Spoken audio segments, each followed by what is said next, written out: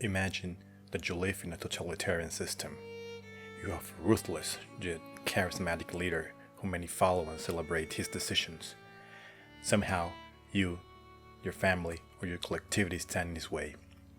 Imagine waking up in the middle of the night, being dragged by armed soldiers, not knowing why they are taking you away.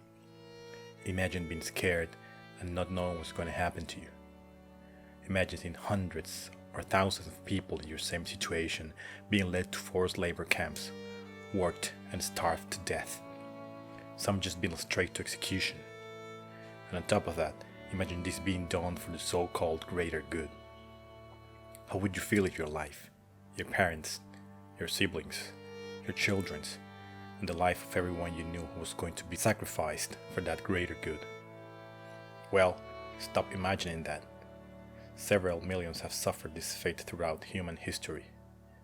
Today, we will see the top 7 dictators who committed mass murder in the 20th century.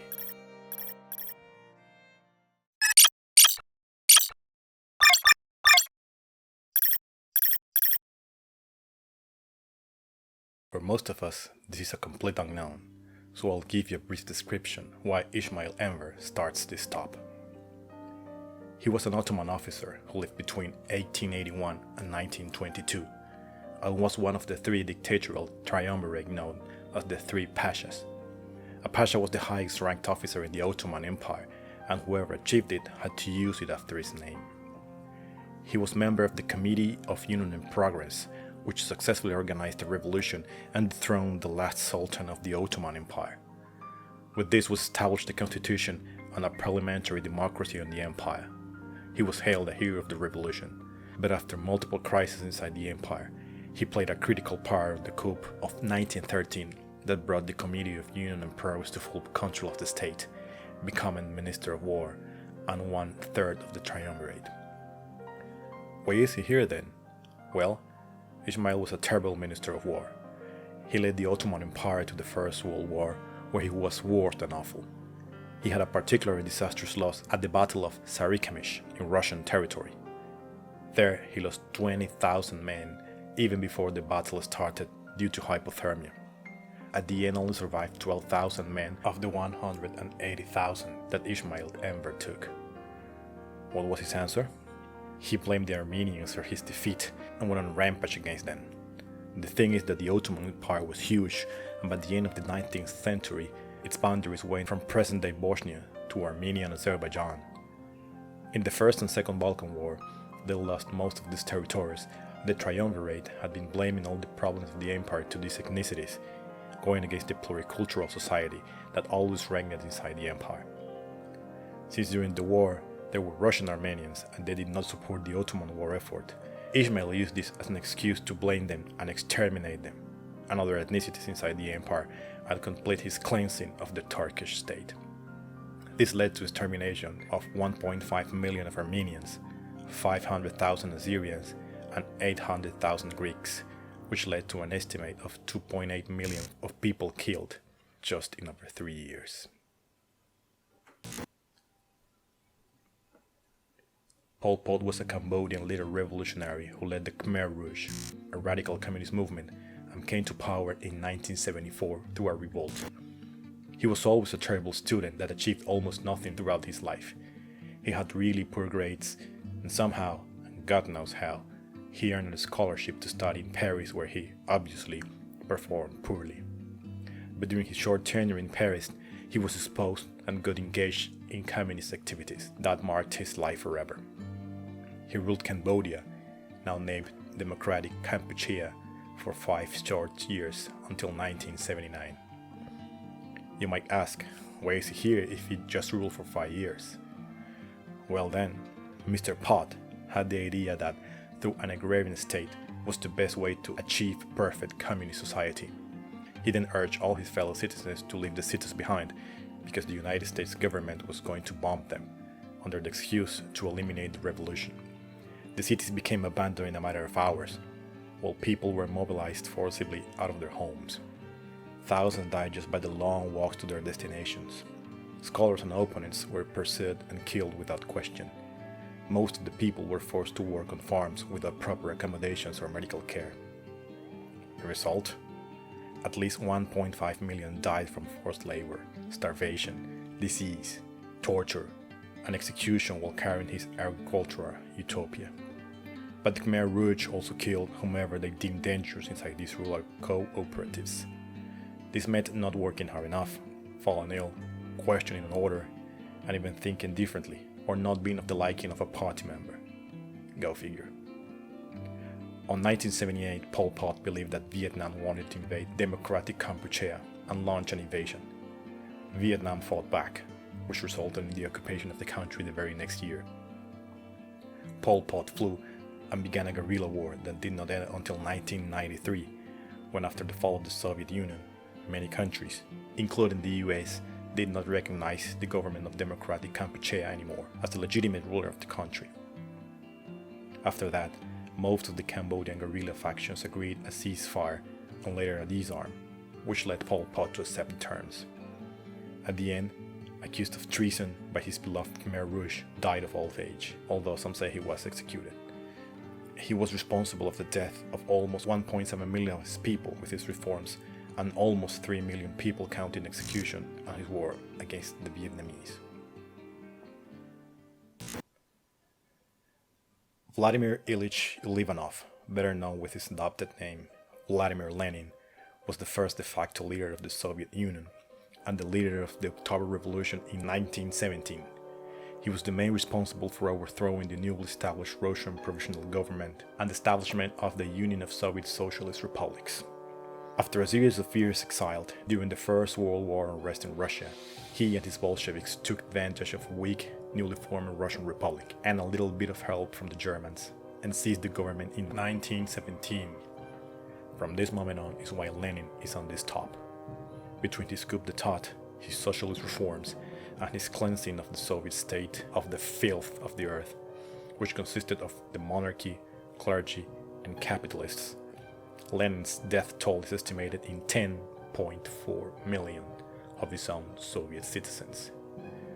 To call the least, through his extremist policy of excessive grain requisition and exporting large quantities of food, submerged the country in a famine that took the lives of an estimated of 5 million deaths. The Red Terror, which took place from 1919 to 1922, was a campaign demanded by Lenin himself to repress any means of political dissent, opposition, and anything he deemed a threat to the Bolshevik power. The estimates range from 50,000 to 200,000 murders during this period. Lenin was a ruthless and fox dictator who sacrificed even his own people to prove he was right. But Lenin himself falls short to our next members and was just an amateur compared to his successor.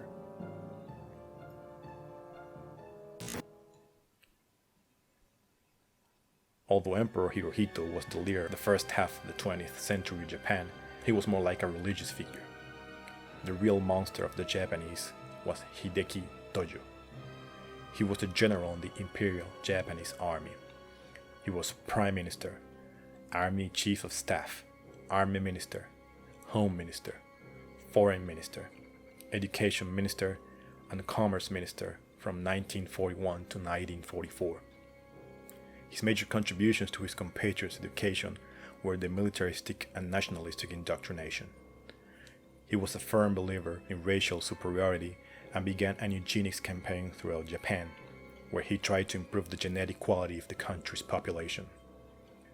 Through his policies, he urged to make a distinction between pure-blood and mixed-blood Japanese families, up to the point of promoting forced sterilization for those who deemed not pure enough or mentally unfit. Sounds familiar? He wrote a book where he called on action to Japan to become a totalitarian national defense state, and was a fierce advocate for preemptive war. The emperor was the ultimate authority, and his will was to conquer and win wars. To the Japanese, he was a living god, and his will was unquestioned. Tojo was loyal and obedient of his emperor, but the policies used to achieve the emperor's will were completely of his own criteria. Tojo was guilty of waging wars of aggression, wars in violation of international law, an unprovoked war against many countries, as well as promoting and authorizing inhumane treatment of prisoners of war. Again, sounds familiar? According to historical data, he's directly responsible for 5 million deaths. But all his policies and the war he waged against the Chinese before World War II, and later the Netherlands, USA, and France, estimates around 14 million deaths. Everyone expected him to be here, but some expecting him to be number one. There's little to be said from him that we already do not know. Data varies, but the estimates from Hitler's reign of terror and expansionist hunger go from 13.5 to 25 million deaths.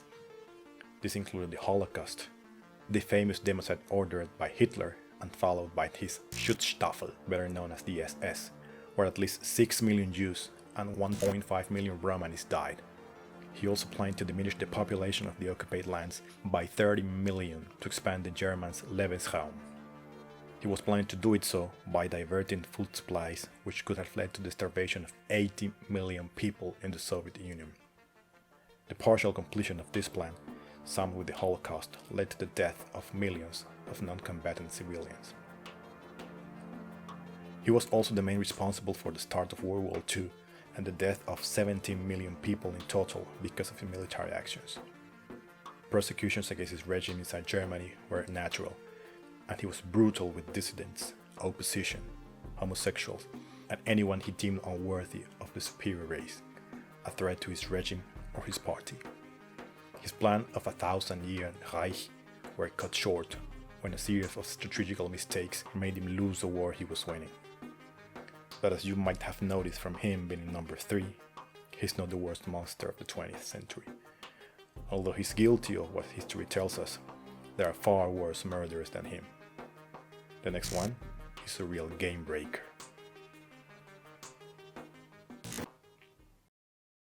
If you thought the last one was a monster, he was just an amateur next to the next one on this top. His predecessor was number 5 on this top, and on his deathbed, he urged or even begged his fellow men not to let him become the next General Secretary of the Soviet Communist Party. Joseph Stalin governed the Soviet Union and by extension the whole communist world from 1924 to 1953. Under his government, the Soviet Union transformed from a peasant state into an industrial and military superpower. However, he ruled with terror and an iron fist, causing the death of millions of his own citizens because of and during his brutal reign. If we were to talk about all the crimes Stalin committed, we would need a whole video exclusive for himself. To give some insight, after Lenin's death, he launched a new economy that destroyed food production across the country, and it was so terrible that caused a massive famine throughout the USSR. Experts say that Stalin engineered this famine himself to suffocate the Ukrainian independence movement, causing the Ukrainian genocide, with an estimated death toll of around 10 million people. He also launched a campaign called the Great Purge. Yes, he called it the Great Purge, where he targeted and often killed all his political rivals. During World War II, almost 24 million Soviet citizens died in the conflict, taking the most toll of all the participants, and around 10 million of them were soldiers. But did you know that one of the reasons of such a high death toll was that Stalin ordered his comrades to send waves after waves of soldiers to die to repel the Germans' advance? Yes, he knew he had a less prepared army, but they outnumbered the Germans. One of his strategies was to send waves of soldiers to the front lines to make the Wehrmacht spend their munitions and resources to weaken them. The gulags were the Soviet version of concentration camps, where opponents were sent to do forced labor. In Stalin's reign, 18 million were sent to these places, 2 million of which died in there. Many other atrocities could be attributed directly to Stalin or his policies, but what can be sure is that he industrialized and outdated the country in exchange of his people's lives. All in all, official records estimate a total of 23 million deaths because of him. He was the leader and founder of the Chinese Communist Party, following the teachings of the Marxism-Leninism movement. He founded the Chinese Workers' Red Army and in 1949 defeated the nationalist government and proclaimed and founded the People's Republic of China. We're talking about one of the most influential men in the whole history, the most influential of the 20th century for sure, and a mass murderer too. We're talking about Mao Zedong. During his reign from 1949 to his death in 1976, Mao decimated his country's population to achieve rapid industrialization. With his great leap forward, he wanted to transform an agrarian society to a heavily industrialized communist country. This was supposed to be achieved by multiplying grain yields and moving industry to the countryside, by turning the country into a prime exporter of steel.